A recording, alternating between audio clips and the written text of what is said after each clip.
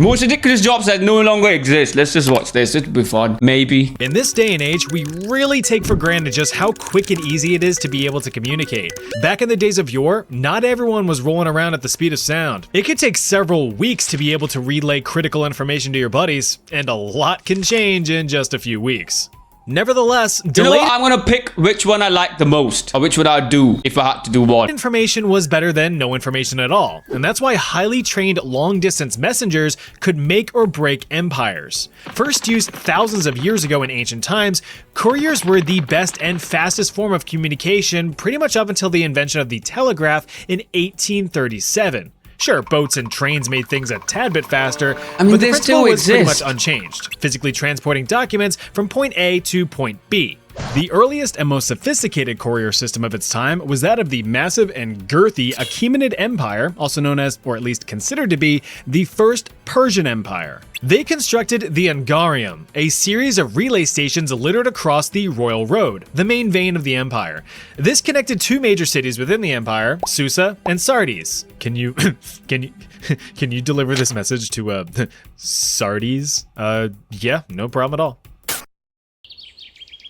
Sardes, no. The Royal Road stretched across 1,700 miles of the empire's Thing western is, half with They patrolling still exist though, I'm pretty sure. guards and security stations at regular intervals, making it heavily secured. I mean, it kind of had to be. Messengers traveling down the road were carrying the orders from the Great King himself, so they were pretty important. Anyone severing or intercepting that line of I bet Sage is girthy. What do you mean by that? Also, I don't like this light at the background. Anyways, you're watching this. communication could cause devastating effects. Also at regular intervals were checkpoints. These were relay stations that housed freshly charged horses as well as other messengers ready to pass things along down the line. This system of stations dropped delivery time from roughly 90 days on foot to just 7 to 9 days on horse. I'm not gonna lie, that's pretty much the same as it would take to courier something nowadays, but it's just that you're not sending messages that way. You know what I mean? But this still exists though. Back. But what if you didn't have horses? Well, we'd have to ask the Inca. Jump forward 2,000 years to the 1500s, and not much has changed in the ways of communication. In fact, one could argue that it was way worse. With no horses around, Incan runners instead relied on their piggies. Messengers of the king, called the Chasquis, were slim, fit, and ready to rip, carrying messages across the vast mountainsides of the Inca. I mean, they were slim fit, that's okay. Why are they naked on the bottom half? What do they do in the forest while they deliver these messages? Empire. Unlike their Persian counterparts, the Inca didn't carry the messages in their pockets, but rather their noggins. And that's because the Inca did not have any formal written language. Wild, right? Instead, apart from some complex numerical systems involving tied knots of string, everything was spoken, so a strong memory was the key to getting the right message across. The Chasquis were tasked with relaying the king's orders to nearby provinces and military commanders. Tell the soldiers that they're doing a solid job and to keep up the great work. Yes, my king. The Inca, though, did rely on relay stations to always have a fresh pair of legs ready to deliver a message. According to Spanish chroniclers, that's a fun word to say, each station was about a half a league apart, but could be as far as a league and a half. What's a That's league? over 5 miles, or for you metric fellas, over 832,000 centimeters. The stations were more or less weather-resistant small huts with other Chasquis standing about, ready to get a move on. Upon arriving, the first messenger would give the oral performance for his buddies, and then repeat the message that he came with. After memorizing the information, the next Chasqui sprinted up to 5 miles to the next station. Now keep in mind, this was the Inca Empire. It wasn't easily traversed flat road. It was pretty much uphill both ways, wobbly, cobbly stone roads 10,000 feet above sea level, on par with how our parents walk to and from school every day, or so they claim. The king But said, this still exists though. It's just not the same way. Slob is Postman. knob, and that Greg's a jerk. The fuck did I do? It's unfortunate that sometimes things get lost in translation, but remember the first rule of exchanging information. Never shoot the messenger. Sin Eater. Now this, I'm not doing this. I would have done the first Leave it one to though the so far. English to come up with some spooky dooky hocus pocus type stuff. If you're extremely poor and a social outcast with no lucrative or meaningful skills whatsoever, then the profession of Sin Eater might have been on the menu for you. Blimey. Historically, the job was performed throughout the early 17th century up until the 19th century, mostly in England, Scotland, and Wales. So just this area. As a Sin Eater, you were always on call for your services, as people have a tendency of kicking the bucket at any given time. I'm gonna put myself down. So while you sat slapping mud around all day outside your thatched roof cottage, you could receive the news of a local death at the drop of a hat. Oh, he's dead. A relative or loved How? one would seek out your services almost immediately after the passing had passed. Once you were summoned, you'd pull up your britches and tween off screen to convene with the spiritually unclean. Arriving at the door, you politely knock before entering. You waddle inside to see your new customer and get to work. So your job as the local Sin Eater was to, as you could probably guess, eat the sins of the deceased, as praying and repentance apparently wasn't good enough. Don't Now, the don't tell me we are moving on to some cannibalism, bro. of the sins was of course symbolic in nature, but it was conducted in a literal fashion. The family of the dearly departed presented the Sin Eater with food, usually bread and beer. The food was placed on the Beer? chest or face of the individual right as they had passed away, supposedly sucking up all the bad juju as the soul floated to regions beyond. So, now with the food being properly seasoned with a pinch of immorality and a dash of transgression, it was time to chow down. The basic idea of the whole ceremony was that you would effectively absolve the dead of any wrongdoings committed in life, allowing them a clean slate departure for the heavens. What the fuck? This is basically a broke alcoholic's dream, by the way. As a certified good boy. Like Now, you're just drinking probably beer not for surprised fun. to learn that this was far from a Michelin star dining experience. The bread was all stale and the beer was warm with a bunch of gross floaties in it. Perfect for the hipsters, but less than ideal for normal Perfect people. for the So after munching homeless. and crunching and glugging and chugging, you'd say a quick yet emotionally packed prayer. Rub-dub-dub, thanks for the grub. Yay, God. Yay God, what the Now with hell? a proper sense of closure, you'd receive your paltry fee and be promptly vacated from the premises. So while your work of And you get paid to drink a beer, bro. This is one way to solve like homelessness. Bring this back. I'm not gonna do it, but certain men will. purifying one's soul was well appreciated, you were looked down upon, even outcasted. The belief was that you'd retain all of these absorbed sins, polluting your own soul in the process. That being the case, Sin Eaters were forced to live reclusive and isolated lives, being hated, ridiculed, and shunned by the locals. Until it was time to deep throat a sin or 12. It's not exactly clear how the tradition of sin eating was started. Some believe that it derives from the Jewish tradition of the scapegoat, a literal goat that was imbued with all of the local sins and troubles, sent out into the wilderness and actively prodded off a cliff, taking all of the What town's the trials and fuck? tribulations with it. Atonement complete. Thanks, Mr. Goat. As for sin eating, it seems that the tradition was finally laid to rest in the beginning of the 20th century with the death of Richard Munslow, the last known sin eater in England. He reportedly was a humble and well-loved farmer who took on the job after the premature deaths of his children. Very sad. All in all, sin eating really was a self-sacrifice when you look at it, trading in any sense of social standing for a few pence. But hey, free bread and beer. Alcoholics will do that any day of the week. Powder. Now this has to be something racist. Again, not something I would do. If you thought your childhood was rough, imagine dipping, diving, ducking, and dodging your way through cannon fire while slugging a heavy sack of gunpowder on a ship in the middle of the ocean. That's what powder monkeys had to deal with almost on a daily basis. So while you may have been pissed at your mom for taking your Game Boy away for a few days, powder monkeys were grateful if they even saw tomorrow. Back during the Age of Sail, naval warfare was a pretty common occurrence, ships just blasting big metal balls at each other in hopes of sinking the other guy faster or causing enough damage to warrant a surrender. In order to give yourself a fighting chance, you needed a well-trained, well-supplied crew who knew their way around cannons. Besides ammunition, the cannons needed a propellant to send those cannonballs barreling at the faces of the enemy. That propellant, of course, was gunpowder.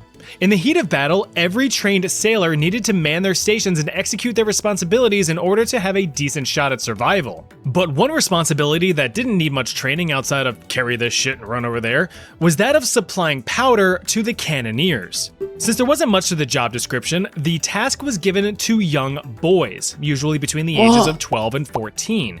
You see, back in this time, between the 16th and 19th centuries, people were just cranking out kids, especially the poor. Simultaneously, nature was just cranking out infectious and deadly diseases, and industry was cranking out fatal working conditions, both of which were promptly streamlining children into the orphanage pipeline. This, of course, caused orphanages to become overburdened, and they needed some relief. And where's the best place to put able-bodied youngsters just looking for any kind of future? The military, of course. European and eventually American navies were scooping up hundreds of impoverished chaps each year and dumping them on ships to take on the role of powder monkey, more often than not against their will. But the young lads were quicker, more agile, and physically smaller than their adult counterparts, making them perfect candidates for the job. During a battle, each boy would quickly carry at least 2 leather cases housing powder cartridges from the ship's powder magazine deep down in the hull, all the way up to the cannons. A dangerous job for sure, but a critical one for the success of the skirmish. Oi lad, bring me that very explosive powder, eh? And be quick about it. Yes sir, right away sir. That's a good lad. In exchange, the young fellows were clothed, fed, and given beds, even a little bit of education to fill their heads.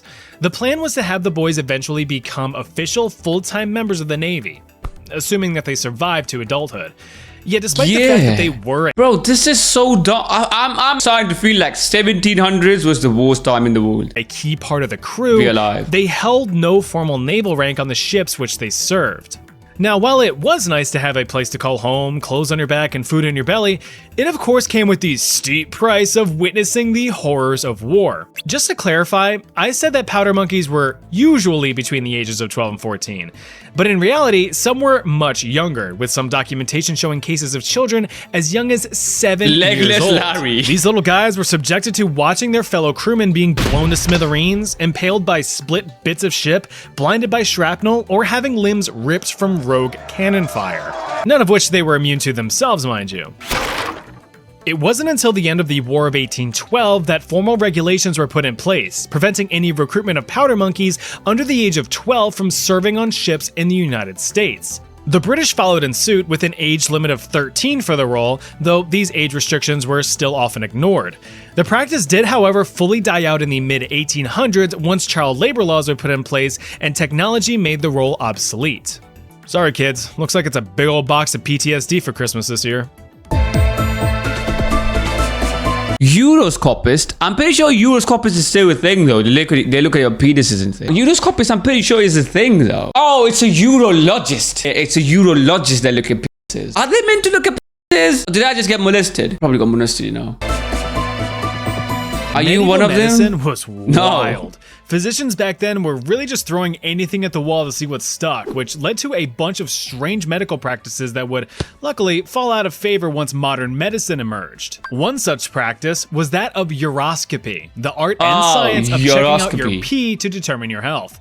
Now I know what you're thinking. Isn't this still used in the modern— What did he say? of checking out your pee to determine your health? Now I know what you're thinking. Isn't this still used in the modern day? Yes, but no. Urinalysis, as it's practiced today, uses chemical, physical, and microscopic analysis of urine samples to generate quantitative data for diagnosis. Uroscopy, on the other hand, well, it had dudes snooping, sniffing, and sipping your pee. Nah, the thing is, I've had the other one tested before where you pee in a cup and the doctors check it. What the I'd be so happy with this one. Well, Doc? I need a second opinion. Now, you might be surprised to know that the practice of uroscopy has been around for thousands and thousands of years. The earliest known evidence that historians have dates all the way back to the 4th millennium BC, where some ancient Sumerian physicians took note of urinary color. Perhaps the most profound early evidence that we have comes from the ancient Egyptians around 1550 BC. This is the Ebers Papyrus, a 65-foot-long medical scroll from ancient Egypt's New Kingdom era. This single document details over 800 diagnoses and remedies for all kinds of conditions ranging from skin problems, eye problems, burns, tumors, a limp, broken bones, backwards teeth, brown parasites, and of course, urinary conditions. The study and examination of urine continued for a while, but the formal occupation of uroscopist is believed to have been introduced between the 4th and 7th centuries in the Byzantine Empire, hitting its peak in the Middle Ages. According to medieval Welsh medical texts, it was believed that urine was the filtrate of the 4 humors: black bile, yellow bile, phlegm, and blood. Of course, we now know that your pee is the product of your kidneys filtering your blood and excess water, but hey, medical science was still a baby back then. Because of this theory, uroscopists believed that urine was the end-all be-all for determining a person's health status, and thus, it was the most important substance to study. The most telling quality of the urine was its color. So after collecting a fresh sample, a real fresh sample, the color was immediately observed. But a problem with qualitative analysis is that it's completely subjective, whereas quantitative is objective. When it comes to subjectivity, one PP doctor may interpret the same color differently than another. For objectivity, numbers are numbers. There's no argument there. In order to mitigate subjectivity and establish some sort of consistency, the PIS percipients often constructed quick reference guides to use as a standard for diagnosis, sharing their knowledge across heavily detailed manuscripts. Now my question is, what if someone's like really ill and you drank the piss and now you are ill, but you're As an example, if your urine was clear, you might have some spleen issues. If it was dark red, your liver's too hot. Green, you've got jaundice. Black, you could have green? Wait. Is black urine a thing? Black's not a thing either. Oh. You don't need to start drinking water, you know? How is that possible? Oh, God. Yeah, I don't think you're going to be doing too well if you're inking out You're your dead if you have that. While you had the visual aspect, uroscopists also ventured down the avenues of smell and taste to solidify the reasonings that the diagnosis couldn't be immediately deciphered from color alone. Urine that tasted sweet was evidence of diabetes, whereas stinky pee-pee usually meant infection. Now, while this may seem silly, you can have sweet piss? Hear me out. No, I'm not going to say it. Looking at it through a modern lens, there was some validity to the practice. Uroscopists were able to properly diagnose conditions like diabetes and jaundice through their practices. Diagnosis was great and all, but without proper and effective treatment, you're not going to be making much progress, except just being closer to the grave. It's like if someone tells you, hey, your car is broken, and then proceeds to offer no meaningful solution. At that point, they're just taking the piss. Okay, so I'm not doing anything so far. The first one is the only thing that I'm doing. Next one is Garden Hermit. That sounds like a pesticide. The ultra wealthy really love spending their money on stupid shit. They love it, in fact. When you've got more money than you could spend in 50 lifetimes, why not? Dumping the most expensive champagne on luxury watches, a 5th mansion on the beach, rigging elections, whatever tickles their sacks. But ostentatious spending is nothing new. You see, back in the 1700s, wealthy estate owners in England, Ireland, and Scotland were bored out of their skulls. I mean, think about it. The extent of dopamine rushes back then were what? Attending yet another opulent ball, hunting some wildlife, racing a horse or two, then putting them down when they don't win. And when you felt like a real degenerate, you had excessive gambling. But these frivolous activities got stale real quick. There needed to be something fresh, something grand, something right in your own backyard. That's when the idea of the English landscape gardens started to bloom, transforming sprawling grounds of estates into picturesque and serene scenes. Replacing the clear-cut and formal gardens of their French counterparts, English landscapes were to appear engineered by nature itself, with natural slopes, ponds, groupings of trees and flowers, a nice boulder or two, and organic decoration. These established wonderful getaways for owners and guests alike to retreat and get in touch with nature. But for some, all the stone and trees and grass just wasn't cutting it. Something was missing, something human, like a person. Believe it or not, some wealthy fellas sought out to hire real-life people as decorations for their gardens. Take, for example, one Joe... No, I'm doing this. I'm forced in line. You telling me that I get paid to stand in I'm forced in line. Brother, I'm a real life actor. Joseph Pocklington. Born into a wealthy banking family and receiving his inheritance at just 26 years old, his priority was to just spend the shit out of it. After all, what's the point of having money if you don't spend it? As my dad always tells me, you only live once, son. Enjoy it. Well, Mr. Pocklington over here made damn sure he was going to enjoy the life he was given. After purchasing his own private island on a lake, he And the rich man with a private island. Guess what he did? commissioned the construction of his own armed fortress, a druid temple, and several natural grottos. In order to make the estate seem more lively, he advertised employment for a man to live in his garden, demanding that the man, quote, live for 7 years without washing or cutting his hair or nails. What? Nah, I'm back. Why would you want me to live like you want a homeless person in your garden? The man was to never speak or interact with any guests and would spend his lonely days in an artificial cave. Nah, I'm telling you, this brother was a gay man and he wanted another man to live there and not talk to anyone as he fucked the shit out of him. There's no way you just have a man there. Basic idea was for guests to observe a man in his most natural state, untouched by societal influence. Nope. If the man was able to carry out these conditions, he would be paid the equivalent of about $100,000 in today's money. Now that's spread over For 7 the whole years. 7 years, so it's not really about $100,000 in today's money. Now that's spread over the whole 7 years, so it's not really that much. But the position was dubbed the Ornamental Garden Hermit. Now get this, Pocklington was not the only fella to come up with this idea. Others employed their own hermits with much more lenient rules. Perhaps the most well-known example was the Hill family from Shropshire. Their botanical bro was dubbed Father Francis, and he fully interacted with guests, told stories, and dispensed his own wisdom, all while maintaining a mysterious yet comforting presence. I want to see the hermit, mummy. I want to see the hermit. The trend of I'd be that one. If I'm allowed to talk to people and just live there for fun, I'd be that. Brother, that's the life. the ornamental garden hermit lasted just over a century, finally being uprooted in the 1830s in favor of living statues. And to answer your question, no, garden gnomes were not inspired by the garden hermit. Those came from Germanic folklore, hundreds of years prior. But they'll still guard your garden as best they can. Good video, you know. I actually had fun. The only thing that I'm actually doing now is passing the messages. I'm not trying to get fucked in someone's garden, or I'm also not trying to drink someone's pee.